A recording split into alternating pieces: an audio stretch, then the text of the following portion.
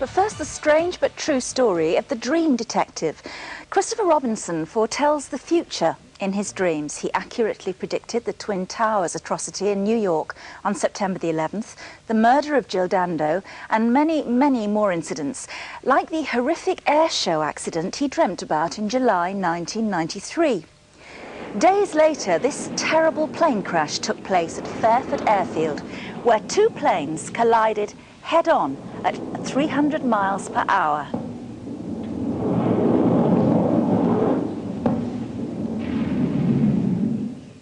Well, mercifully, no one was hurt. Christopher is here now. Christopher, hello. Hello. I know that we're going to be crossing over to, well, we're going to be taking a live phone call from Arizona, where you've been taking part in some extraordinary scientific tests over there to prove the quite astonishing accuracy of what you're dreaming.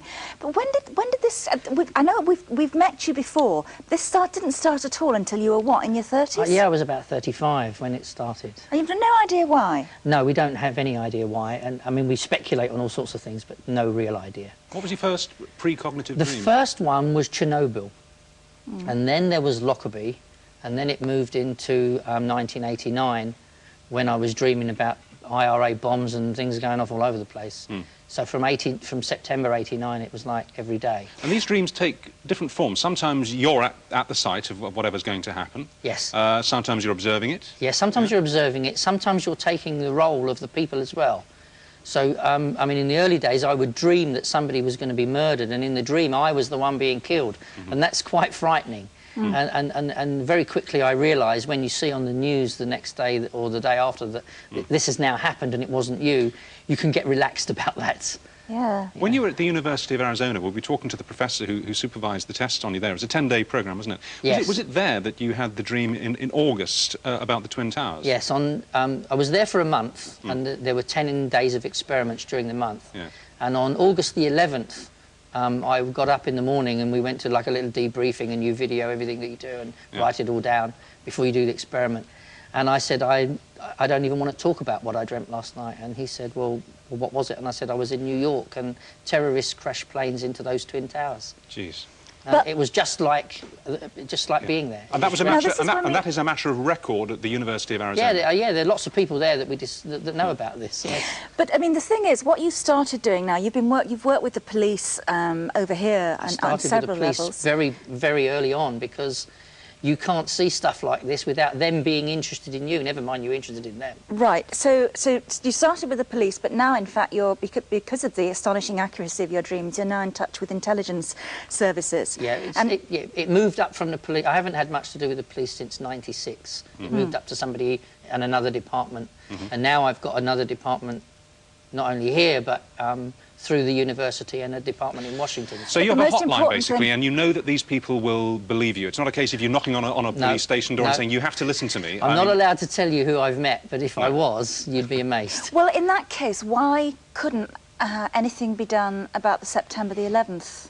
Well, from our point of view at the university, it was just one dream that we didn't want to talk about, and we didn't because of panic. Because of because of all sorts of things. But you did inform the authorities. There was somebody who is connected to the authorities that was overseeing partly the experiment. But I don't know much about that. The professor would need to tell One has to say there were many pieces of intelligence material pointing to the Twin Towers happening that were never acted on. They actually arrested a man in Manila with the details of it in his pocket and didn't do anything. I believe you also had a dream about this latest dirty bomb arrest in America? Well, that's why one of the reasons I went to Washington was to try and focus on Washington, because I'd seen Washington as a target. This is after you were in Arizona? Yes, this is February. They brought you over to... I went over to Washington, and I met with a lady there who works with an intelligence agency.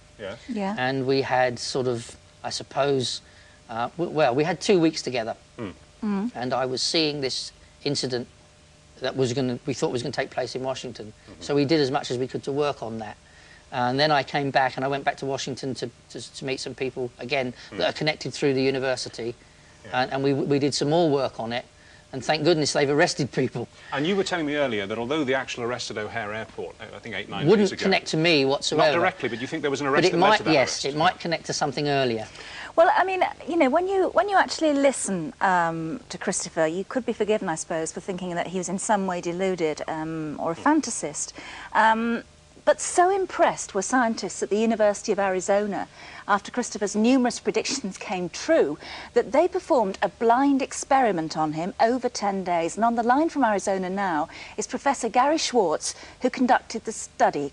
Good morning, good evening, Professor Schwartz. Good evening to you. Hello.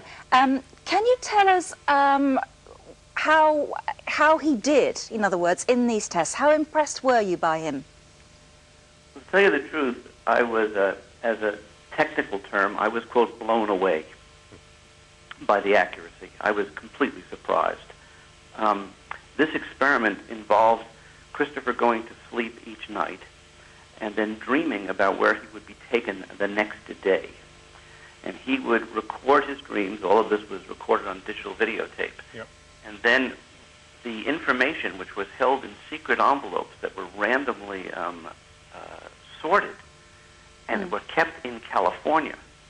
An envelope would be opened in California, and I would be told for the first time where we were going. Right. So at the time that this information was being received, of course, the truth was I had no idea where we were going to go on any given day. The same was with Christopher.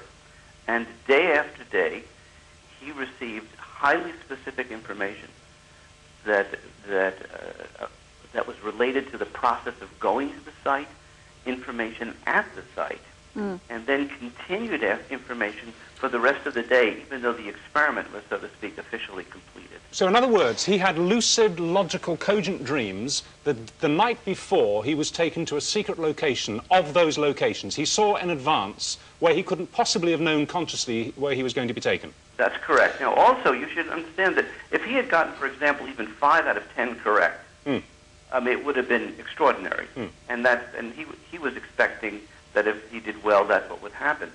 It just so happened that he was, quote, in the zone, you might say.